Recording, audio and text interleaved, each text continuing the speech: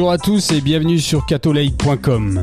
Aujourd'hui, nous allons parler d'un sujet d'actualité concernant l'Église et qui commence sérieusement à inquiéter les plus sages, les plus instruits et les plus compétents cardinaux et évêques du monde.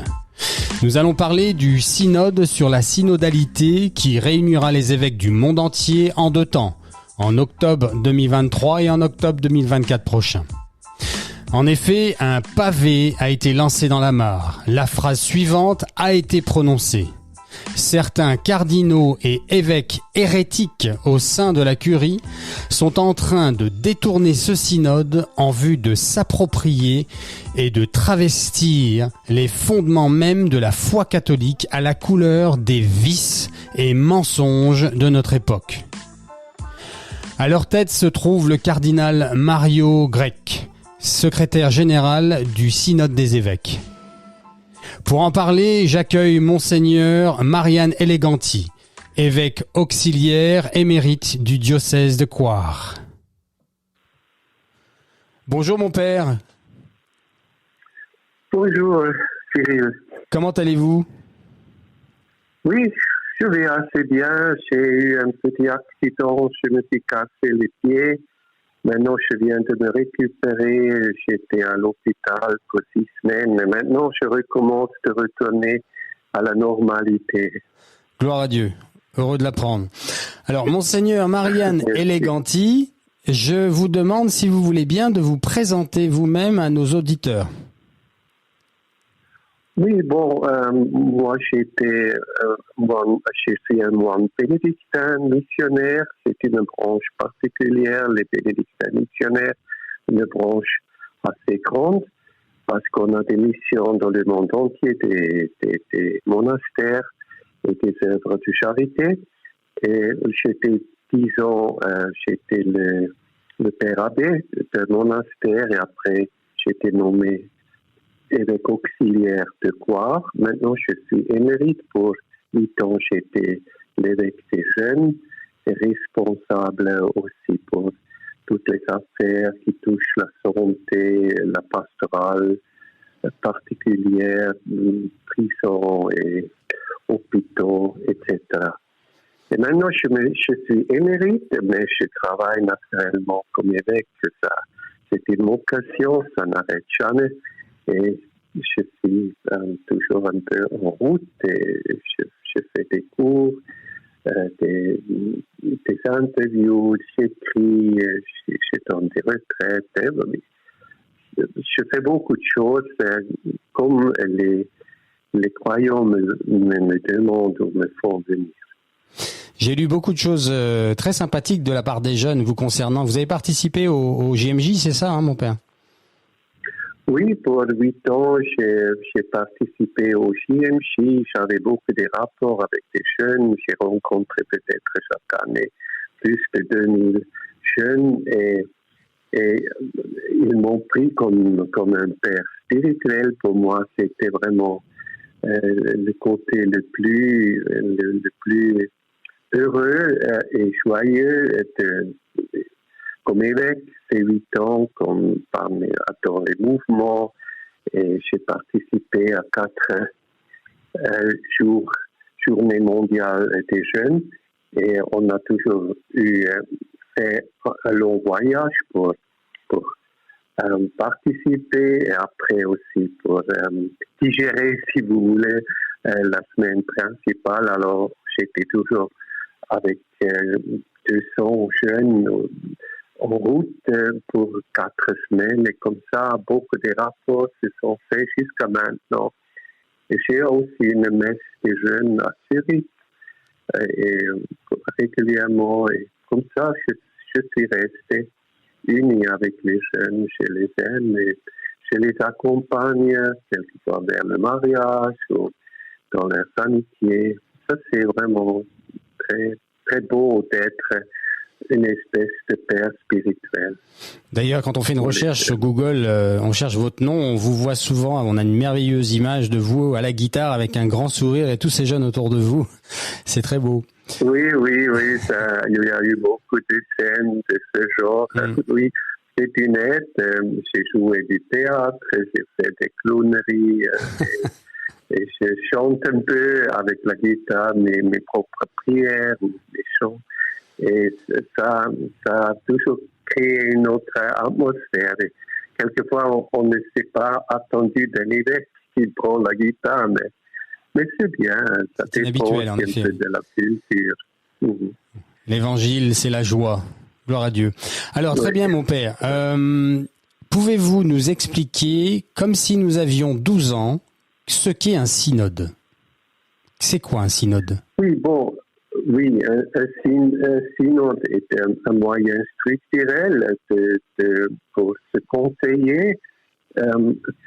Normalement, le synode est un synode des évêques, où les évêques s'échangent pour des questions du temps qui occupent l'Église et les croyants. Et normalement, dans l'histoire, c'était toujours pour clarifier une chose, c'était pour répondre à des erreurs, à des hérésies, pour donner de nouveau une clarté, une orientation. Et ce n'était pas comme maintenant seulement d'écouter tout le monde, même des athées ou des personnes qui ne croient pas à Jésus, à Dieu, qui ne sont pas croyants ou qui vivent dans des situations irrégulières. Et parce que eux, ce n'est pas naturellement. Je dois connaître le temps, je dois savoir ce qui occupe les personnes, quel est leur problème, leurs soucis. Dans ce sens, il faut toujours écouter, mais pour discerner, pour donner des réponses, il faut avoir aussi la lumière de la foi et le soutien de la tradition. C'est une richesse que l'Église a. Beaucoup de mystiques, beaucoup de saints, une expérience de Dieu, des générations qui s'est, comment dit-on, conservées dans le déposit de foi, dans la tradition et qui garde aussi la révélation et qui porte les fruits et les vérités de la révélation que Jésus nous a apportées, que les apôtres nous ont traduit. Et il faut le conserver et le porter au peuple, fait de tous les peuples, mes disciples. Alors, l'Église, ce n'est pas seulement une Église qui écoute seulement chaque opinion, soit qu'elle soit si bête qu'elle soit. C'est l'Église qui a la tâche de enseigner et de porter la vérité, le discernement. Et ça a une précondition qu'on est vraiment enraciné dans la foi. Ce n'est pas tout le monde qui peut donner de l'orientation, surtout non pas à l'Église. Pour cela, c'est un peu drôle dans le document de travail de ce synode. C'est quand même presque un dictat qu'il faut vraiment écouter tout le monde, indépendamment comme il vit, s'il croit ou s'il ne croit pas. Et ça, je ne sais pas si ça c'est vraiment très utile. Après que les évêques sont seulement les modérateurs et qu'ils doivent résumer tout ce qu'ils ont entendu, mais ce n'est pas la tâche de l'évêque de faire seulement le modérateur et de donner comme un protocolant le résumé de ce qu'il a entendu, sans le juger, sans le discerner, sans donner de l'orientation, sans autorité apostolique pour aussi refuser certaines positions ou certains styles de vivre. Et c'est ça un peu, selon mon avis. Je ne réussis pas à m'expliquer si bien en français, mais c'est drôle, ce n'était jamais la tâche d'un synode. Monseigneur Shader, évêque du Kazakhstan, qui a écrit le livre La Messe catholique, disait récemment sur une télévision américaine catholique, il disait, je le cite, « Le synode est supposé garantir la continuité, et là je reprends un peu ce que vous venez de dire, Monseigneur, la continuité de la révélation du Seigneur et combattre les hérésies. Ce qui se passe avec ce synode, c'est un abus du mot synode, en vue d'adapter les enseignements de l'Église avec des vices et des mensonges de notre époque. » Fin de citation. Oui, c'est un peu notre impression, c'est vraiment aussi un peu l'impression que j'ai eue ces derniers presque 10 ans, que le synode, c'est seulement un véhicule, un instrument pour porter en avant des positions et des postulats, des demandes que moi j'entends depuis 50 ans déjà beaucoup. La démocratisation de l'Église, le sacerdoce de la femme, la réforme de la morale dans le domaine de la sexualité, homosexualité, aussi de la reproduction et des remariés et la participation des laïcs à l'autorité, un peu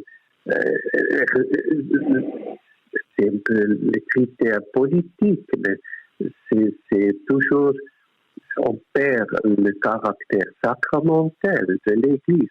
Alors, on n'a pas seulement un ministère fonctionnel, mais c'est sacramentel et c'est aussi une ordination d'en haut, alors que Jésus, le Seigneur de l'Église, donne l'Esprit aussi pour que l'apôtre et leurs successeurs aient cette autorité apostolique et le don, le charisme de la vérité, pour donner la vérité en union avec Pierre, avec le pape, et comme ça pour enseigner avec autorité. Et ça, c'est ce don, c'est l'évêque qui l'a à cause de sa consécration. Il a été ordonné par imposition des mains, ça vient des apôtres. Alors, on ne peut pas abolir cette différence entre le sacerdoce général des baptisés, des laïcs, et le sacerdoce spécial, sacramentel, qui est communiqué par l'ordination, par la consécration. Et ça, c'est l'enseignement du Vatican II. Et maintenant, on commence à balayer cela et on ne se tient plus au texte du concile. Toujours disant, c'est dans l'esprit du concile.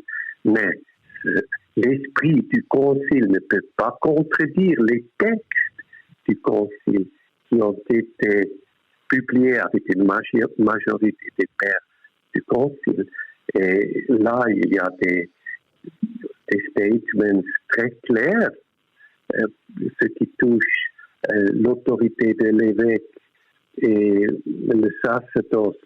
Et maintenant, on a l'impression d'une certaine politisation. Ça veut dire on a seulement des paramètres séculiers, politiques, sociologiques, fonctionnels.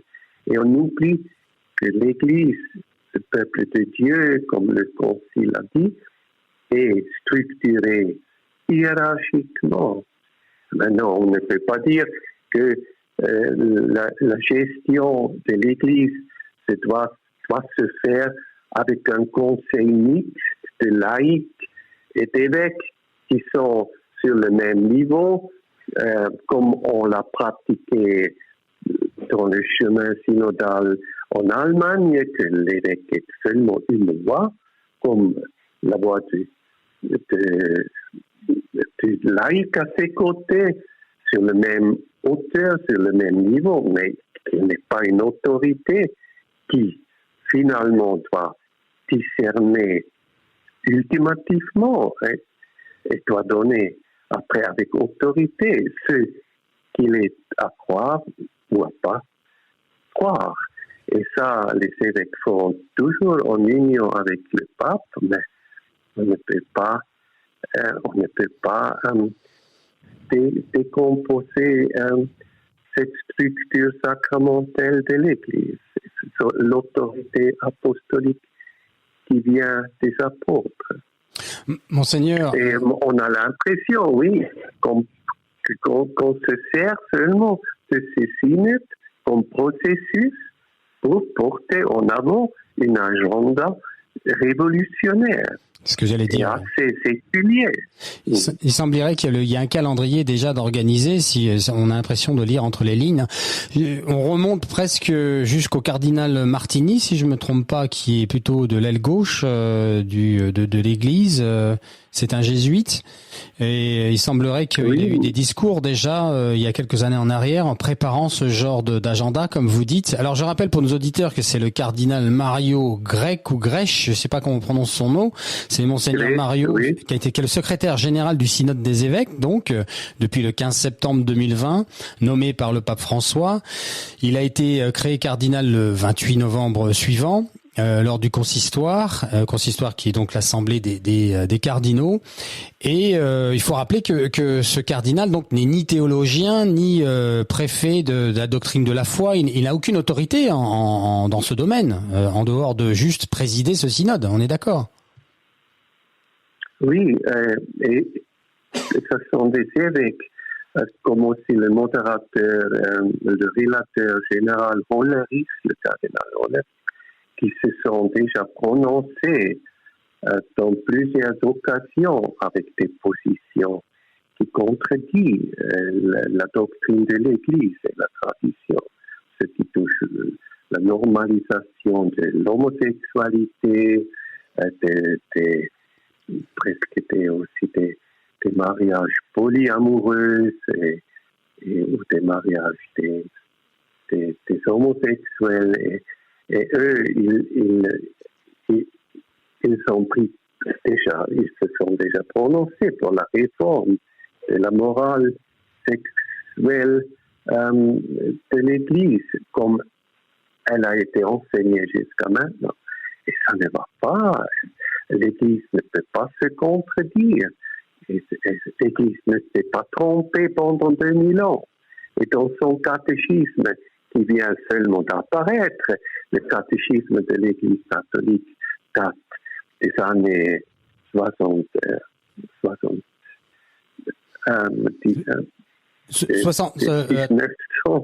92. Il est sorti en 92, le 11 octobre 92, Saint-Jean-Paul II. Alors, 25 ans, on ne peut pas dire ça c'est déjà maculature, que c'est déjà passé. Non, c'est très profond et c'est un point de référence. Qui avait été demandé par tous les évêques du monde, d'ailleurs, pardon de vous couper mon père, ça a été demandé par tous les évêques du monde lors d'un synode spécial. Vraiment... En 85, octobre 85, ça avait été demandé, c'était une réunion œcuménique.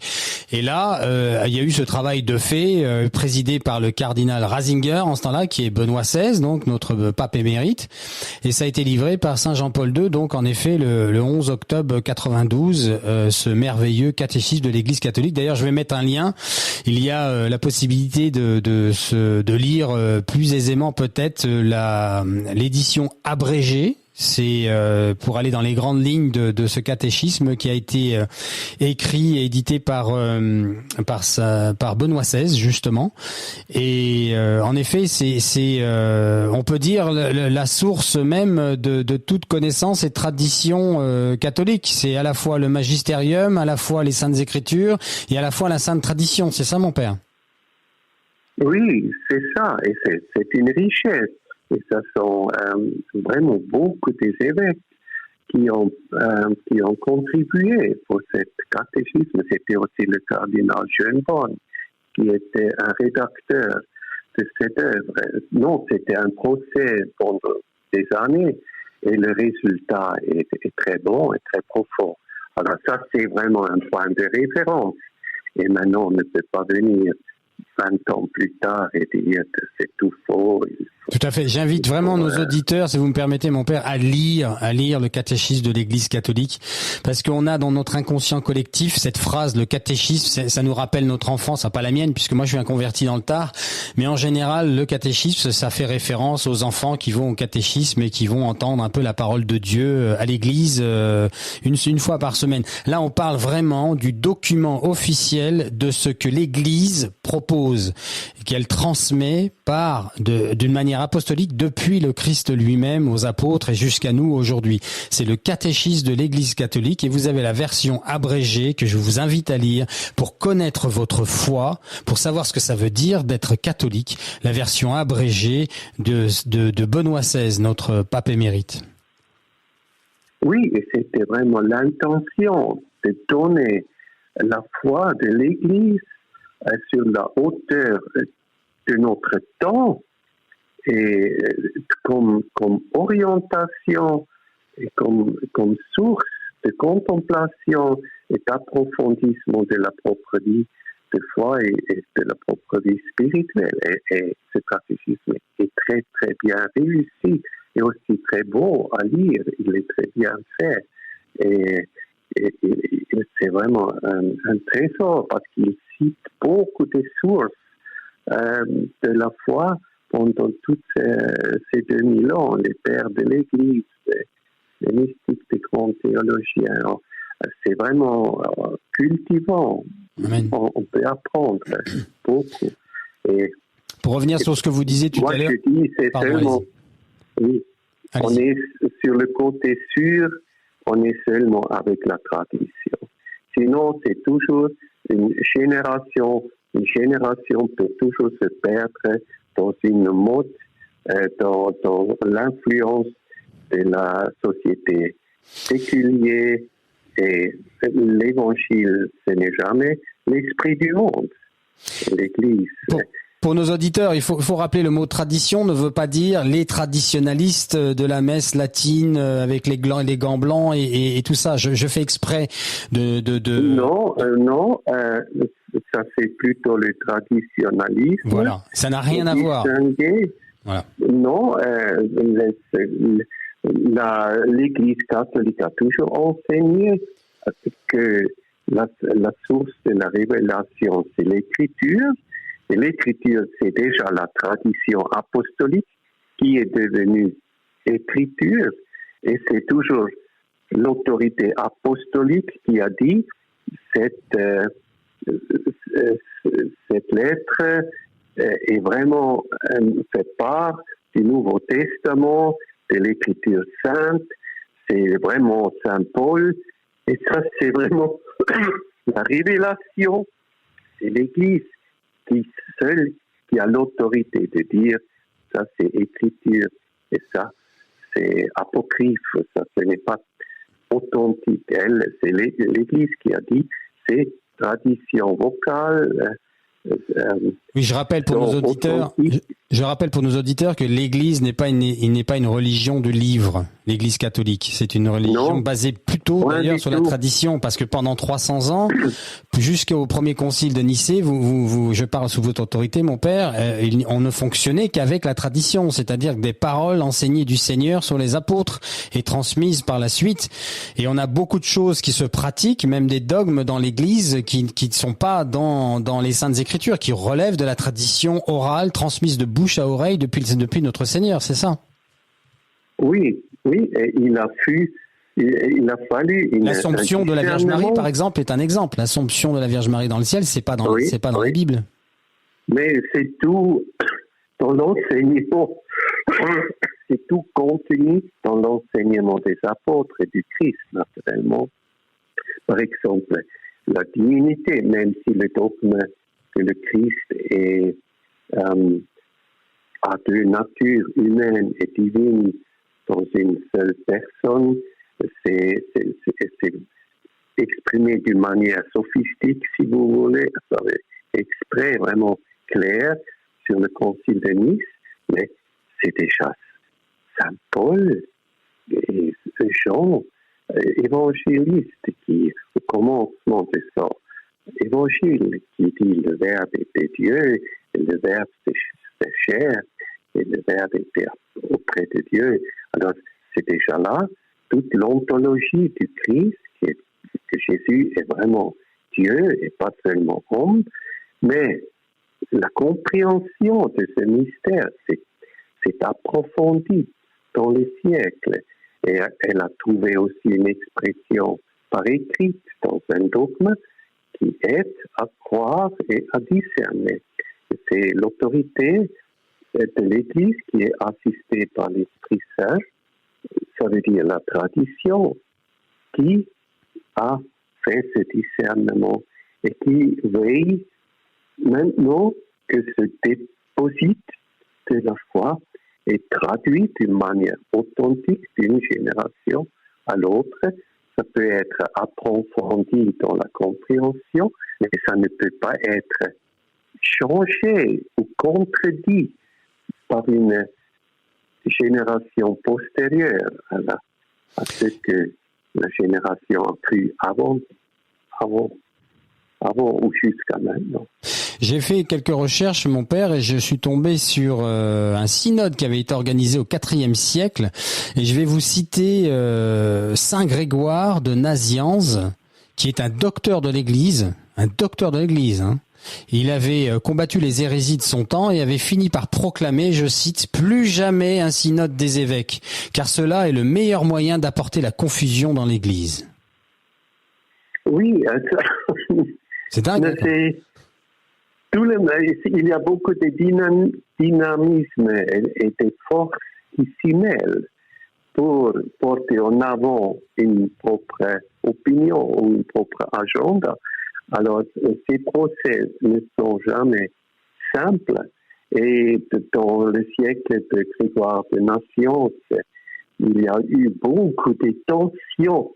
C'était le siècle de l'arianisme, ça veut dire que la majorité des évêques même a eu pas totalement l'opinion orthodoxe. Ils ont dit à Jésus est semblable au Père, mais pas vraiment ontologiquement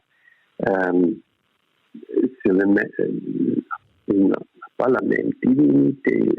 Malgré tout, d'une manière, le Père est supérieur au Fils. Et comme ça, il y a eu des erreurs et même l'empereur s'est mêlé dedans et c'est devenu aussi une affaire politique de quel parti on était. On a discuté partout. Et alors, Saint Grégoire, il a aussi fait des expériences négatives de ces assemblées où on a discuté, querellé, et on n'est pas réussi à un discernement orthodoxe. Mais les grands conciles du siècle, Nice, Constantinople, après Éphèse et Chalcédoine, ils ont donné vraiment la clarté. Jusqu'à maintenant, tous les conciles ont répondu à des hérésies et les conciles ont toujours donné un discernement authentique, un enseignement clair et pas flou. À votre avis, pourquoi le pape François permet ce synode? Oui, peut-être c'est peut-être aussi un peu sa méthode. Naturellement, délier les langues. Comment? Délier les langues, laisser les gens s'exprimer pour, d'une manière psychologique, se sentir écoutés. Oui, ça veut dire c'est un peu une méthode aussi des jésuites pour arriver à un discernement, d'écouter d'abord toutes les opinions. Mais si ça, par exemple, quand il s'agissait de décider est-ce que les jésuites qui ont été fondés par Saint Ignace, ils étaient peut-être 12 jésuites les premiers, ils ont dû décider est-ce qu'ils veulent un supérieur ou chacun est égal à l'autre et on décide ensemble. Alors, c'est une grande question. Est-ce qu'on veut un général ou pas? Alors, tout le monde a raisonné, c'est aussi informé, peut-être il s'est conseillé avec des autres personnes. Après, ils se sont retrouvés, chacun a donné son avis, et comme ça, on a essayé d'avoir le discernement comme les apôtres, les premiers qui ont dit, il n'a plu à nous et à l'Esprit Saint de nous n'imposer pas plus que la foi et pas la circoncision à l'époque. Et alors, comme ça, ils sont décidés. Mais ces hommes étaient des hommes de Dieu, ils ont prié, ils ont essayé d'écouter Dieu. Ils n'étaient pas des personnes qui ont nié la foi de l'Église ou l'enseignement de l'Église, qui ont vécu dans des situations irrégulières et dans le péché même, selon l'enseignement de l'Église. Alors, le discernement doit se faire dans l'union avec Dieu, dans l'écoute, et la propre vie doit correspondre au commandement du Christ et au commandement aussi de l'enseignement de l'Église. Sinon, on ne peut pas être l'illuminé qui enseigne à l'Église ce que l'Esprit veut dire à l'Église. Non? Exact. Il ne faut pas oublier que le Saint-Père est appelé à être un autre Pierre et non pas un autre Christ. Oui. Donc il doit faire le travail de Pierre qui se soumet à son Seigneur. Voilà. Les frères dans la foi. Exact. Et comme ça, il doit se prononcer, il doit vraiment enseigner. Alors, il ne peut pas rester dans la réserve pendant trop longtemps, parce que sinon, ça permet qu'une inflammation, une infection un peu trop, de l'Église s'épanouit toujours plus. Aussi, un médecin intervient et s'il voit qu'un homme, une personne a une infection, il prend des mesures pour la limiter, pour la supérer. Il ne peut pas attendre jusqu'à la personne est presque moribonde, parce que l'infect s'épanouit dans le corps entier, partout. Alors aussi dans le corps mystique, il y a vraiment des hérésies, il y a des infections, il y a des opinions qui contredisent la volonté de Dieu, comme on dit comment dit-on, cette image pour le synode. Sur le synode, on voit une église et en face, on voit une femme vêtue comme un prêtre. Sur la page officielle de Facebook du Vatican, hein, je dis ça pour les auditeurs, pardon.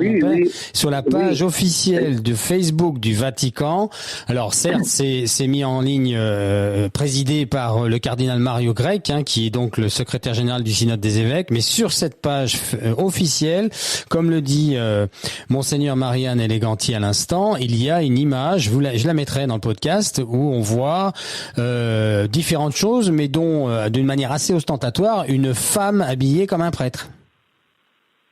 Oui, et ça c'est incroyable.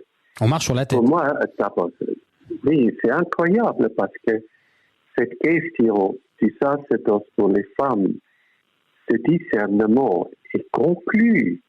Et cette porte est fermée. Et c'est Saint Jean-Paul II, le grand, qui a seulement constaté que l'Église n'a pas l'autorité de changer cette structure sacramentelle. C'est essentiel, oui. C'est une structure de représentation de l'époux. C'est pas une idée humaine, c'est le Seigneur qui l'a institué comme ça, c'est pas nous. Oui, c'est ça. Alors, ce n'est pas une question ouverte. Alors, on ne peut pas la représenter de cette manière-là, comme la vision qui est à atteindre. Et ça veut dire, on voit que ces propositions sont déjà préfixées. Ce n'est pas le fruit seulement de l'écoute, mais c'est déjà ce qu'on veut obtenir ou atteindre. Et on l'exprime par des successions des insinuations, suggestion, oui. par de telles images, oui. Oui. Et ça ne va pas, c'est bon. D'un côté, on a, semble-t-il, en tout cas, si je comprends bien, d'un côté, on a tout simplement la parole du Seigneur qui nous dit allez dans le monde, en tout cas aux apôtres, allez dans le monde entier, proclamez l'évangile à toute la création, celui qui croira et sera baptisé sera sauvé, celui qui ne croira pas sera condamné. Donc là, on n'est pas en train de demander son opinion à qui que ce soit, on est en train de transmettre la révélation du Seigneur. Mais si je comprends bien, le pape, en ce moment, décide de faire un audit, une consultation générale du monde entier à laquelle, je le rappelle, moins de 1% ont participé, c'est-à-dire quasiment personne. En nous demandant à nous, pécheurs, comment nous aimerions être sauvés. Non plus en faisant confiance au Seigneur, en obéissant à sa parole, mais à contrario, en nous proposant désormais de choisir notre propre traitement salutaire, notre propre chemin pour entrer au paradis. Cela en piochant dans la parole de Dieu ceux des versets qui nous plaisent et en jetant à la poubelle les paroles du Christ qui ne nous conviennent plus. C'est un peu comme si, c'est exactement comme si, j'ai envie de dire, on interrogeait des patients d'un hôpital en leur demandant avec quel médicament présent dans la pharmacie, là en bas, au rez-de-chaussée, ils désiraient être soignés. Toute la médecine est là, on sait ce qu'il faut faire, mais là on va vous demander comment vous voulez vous soigner. Oh bah moi j'aimerais que l'on me soigne mon cancer à l'aspirine. Oh bah non, moi je préfère le mercurochrome, les bobos, c'est bien. Vous voyez, c'est un peu ça, ce qui se passe. Oui, on fait comme si c'est l'Église qui doit être illuminée par la société, qu'elle doit écouter. C'est comme si la manière de vivre d'aujourd'hui est une source de révélation par laquelle l'Esprit enseigne à l'Église de changer d'idée. Et ça, c'est vraiment le contraire de la vocation de l'Église. Si c'était pas si grave, ça serait drôle. Elle a la lumière, elle a la révélation, elle a la vérité. Et elle a la tâche d'aller chez tous les peuples et d'enseigner les peuples ce que Jésus nous a apporté et révélé. Alors, mais elle est toujours occupée avec soi-même par des questions de structure, au moins chez nous, dans ces pays d'Europe. Et elle oublie sa tâche principale d'annoncer l'évangile et d'enseigner les peuples les commandements de Dieu et de donner la vérité, la clarté. Qu'est-ce que c'est la famille? Qu'est-ce que l'homme et femme? Qu'est-ce que c'est le mariage? La révélation du Seigneur sur ce que nous sommes, sur ce qu'il est et c'est ce qu'il attend de nous. Nous sommes la créature, il est le créateur. Il est notre Dieu, nous sommes ces sujets qui avons la chance et le bonheur d'exister. Encore faut-il le ressentir, bien sûr. Oui. Mon père, je voudrais quand même, pour ceux qui s'inquiéteraient outre mesure, à ce stade, j'aimerais rappeler qu'aucune hérésie, aucun prélat ou laïc, ni un homme, ni Satan lui-même ne pourront jamais détruire l'Église de Jésus-Christ. C'est pas moi qui le dis, c'est le Seigneur. Non, ça c'est une promesse, parce que Jésus vit dans l'Église. Il reste toujours le chef de l'Église, c'est Dieu qui a l'histoire dans sa main, et tout ce qu'il permet, c'est finalement pour le bien des hommes, mais comme aussi pour le bien. Et l'Église le permet, et c'est sûr que l'Esprit Saint donnera aussi de nouveau la clarté, et l'Esprit évoque et suscite une vraie réforme en bas, mais cette réforme ne vient pas de cette manière comme un résultat de discussion. Et si je voulais noircir le tableau, hétérodoxe. Si je voulais noircir le tableau, je dirais que l'église n'est pas la basilique Saint-Pierre, ni notre cathédrale ou paroisse locale, lesquelles seront toutes détruites si on se base sur la parole qu'on a entendue d'ailleurs avant-hier. Pas une pierre ne resta sur cette pierre. Enfin, il parlait du temple, mais c'est pareil. Tout sera détruit. Le corps mystique du Seigneur, c'est vous et moi. On est d'accord, mon père. Les fidèles qui auront cru jusqu'au bout. Seigneur, donne-nous la force de supporter le martyre, si c'est la voie que tu choisis pour nous, mais c'est cela, nous sommes l'Église indestructible et éternelle, mon Père. Oui, c'est ça. L'Église a une source divine. C'est la force de l'Esprit Saint qui porte l'Église et qui conduit l'Église à travers les temps. Mais il y a toujours des parties de l'Église en crise. C'est un corps qui vit. Et il y a toujours eu, comme en Afrique, on a vu, Afrique du Nord, il y a eu beaucoup de diocèses. Moi, je suis évêque titulaire d'une diocèse en Algérie, mais qui a disparu. Ça peut toujours arriver, mais l'Église en elle, comme entière, elle est toujours portée par la force de Dieu. Elle ne peut pas être détruite. Amen. Merci mon Père. Je vous remercie beaucoup mon Père, mon Seigneur, d'avoir répondu à nos questions. Est-ce que je peux vous demander, s'il vous plaît, deux choses en une? La prière. Est-ce qu'on peut prier? Vous êtes un évêque, vous avez reçu le don de l'Esprit Saint d'une manière toute particulière. Je dis ça pour nos auditeurs. Et je voudrais aussi, si on peut prier dans cette prière, inclure le cardinal Zen qui sera jugé demain en Chine. Oui.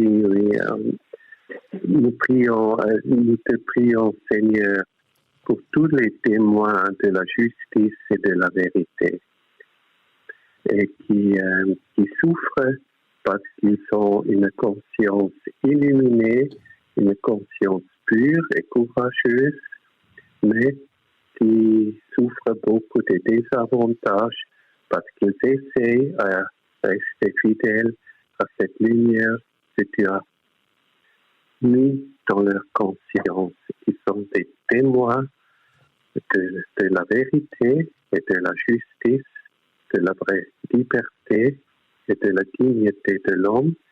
Nous te prions de les fortifier, de les consoler, d'être leur force et leur consolation, mais que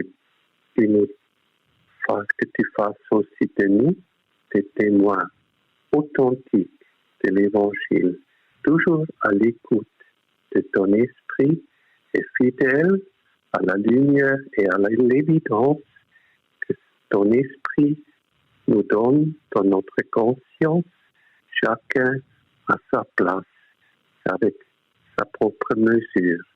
Mais c'est toujours ton esprit qui nous guide, chacun à sa manière et dans sa vocation et à sa place.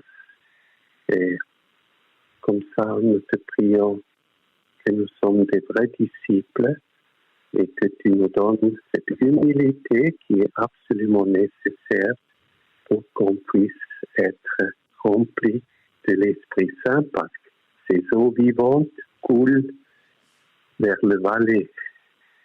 Alors, vers en bas, et les eaux vivantes de l'Esprit coulent en bas. Et là, dans le vallée, ils rendent tout fertile. Alors, dans l'humilité, le Seigneur a regardé la passette de sa servante. Dans cette humilité, le cœur est rempli et inondé des eaux vivantes de l'Esprit Saint. Nous te prions, Seigneur, pour cette humilité mariale, pour être vraiment dans la lumière de Dieu, dans ta lumière. Amen. Amen. Je vous salue, Marie, pleine de grâce. Le Seigneur est avec vous. Le Seigneur est avec vous. Vous êtes bénie entre toutes les femmes, et Jésus, le fruit de vos entrailles, est béni. Sainte Marie, Mère de Dieu, priez pour nous pauvres pécheurs, maintenant et à l'heure de notre mort. Amen.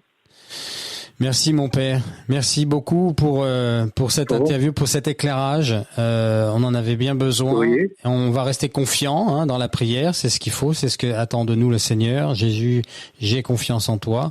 Et on vous rappellera après Noël, en début d'année, peut-être pour faire un point sur comment les choses ont évolué. Oui. Et on va vous souhaiter une bonne rémission pour votre rééducation. Et puis, un joyeux temps de Noël, mon père. Merci beaucoup. Vous serez en paroisse? Vous serez en paroisse, en famille, non? Un peu? Je suis dans une communauté religieuse. Très bien. Ok. Eh bien, merci encore et je vous dis à très bientôt. Oui. Merci beaucoup. Au revoir. Merci. Au revoir. Au revoir, mon père. Au revoir. Au revoir. Voilà les amis, cet épisode se termine, mais ce sujet, ce soi-disant synode, lui, ne fait que commencer. D'autres émissions se préparent et dans l'une d'entre elles, j'accueillerai un prêtre exorciste catholique qualifié. Et nous allons parler de la réalité du démon et de ses différentes manifestations dans chacune de nos vies. En outre, une émission sur la pédocriminalité au sein de l'Église se prépare aussi. Pour ce faire, j'accueillerai une victime qui nous partagera son lourd témoignage, mais aussi comment sa foi l'a aidé à surmonter les crimes dont il a été victime. Pour ce sujet difficile, j'accueillerai aussi un psychologue, psychanalyste de renom national, qui nous aidera à essayer de mieux comprendre la psychomécanique et le profil pathologique du pédocriminel. Enfin, une interview très intéressante avec un producteur-réalisateur franco-américain de films catholiques sera bientôt disponible. Voilà donc certains des sujets qui se préparent pour les prochaines émissions. Dieu nous aime, les amis. Dieu nous aime à la folie de la croix. Soyez bénis.